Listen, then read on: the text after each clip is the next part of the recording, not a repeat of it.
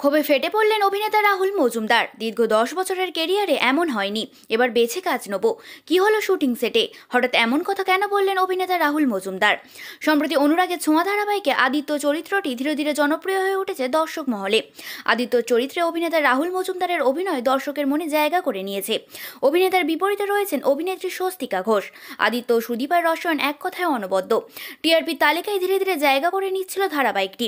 তবে হঠাৎ শোনা যাচ্ছে ধারাবাহিকটি শেষ হতে চলেছে এবার। আর আচমকাই এই বন্ধের খবর শুনে বেজায় চটেছেন অভিনেতা। দীর্ঘ অভিনয় জীবনে এমন ঘটনার সম্মুখীন হতে হবে তাকে তিনি ভাবতেও পারেননি।